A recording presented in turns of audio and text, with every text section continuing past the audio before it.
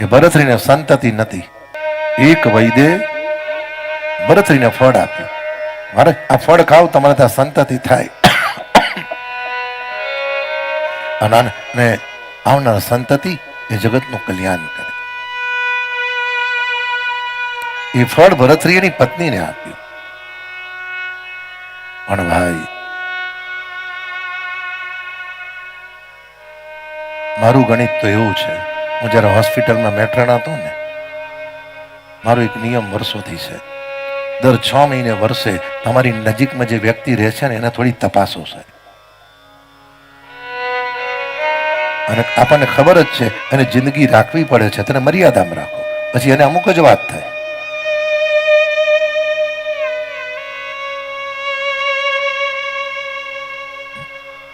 એટલે ભરતરીએ ફળ આપ્યું. એટલે એની પત્નીએ એ ફળ જે ઘોડાઓની સેવા, અશ્વની સેવા કરતો હતો એને આપી દીધું. અને અશ્વની સેવા કરનાર જે સેવક હતો એની પત્નીને આપ્યું.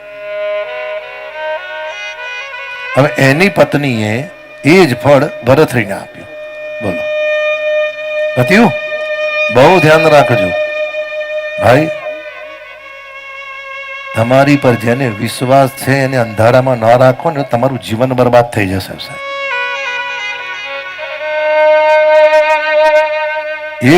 એક જ મિનિટમાં ભરતરીને ખબર પડી, એક જ મિનિટમાં ભરતરી છોડીને જતા રહ્યા સાહેબ.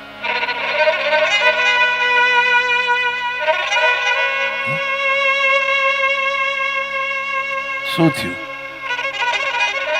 જેવા રૂક્ષ્મણી મંદિરમાંથી બહાર આવ્યા, જરાસંઘ દત્તવક્ર નજીકમાં આવ્યા. અમુકને જોજો, જેમ જેમ ઉંમર વધે એમને બુદ્ધિ ઘટે, અને અમુકને જેમ જેમ ઉંમર વધે ને એમ બુદ્ધિ સુધરે સાહેબ. અમુકને તમારે 80-85 વર્ષે મનમાં વિચાર કરે કે રીમેરેજ કરીએ થારું. અચ્છા, કંકોત્રી છપાવે, અમારા બાપુજી તો રીમેરેજ કરવાના છે. કેમ? બા વિયા ગયા, કોઈ ગમતું નથી. અરે મૂર્ખ, એક વ્યક્તિએ તને સુખ નથી આપ્યું, શું ખબર છે કે બીજી વ્યક્તિ જીવનમાં તને શાંતિ આપશે?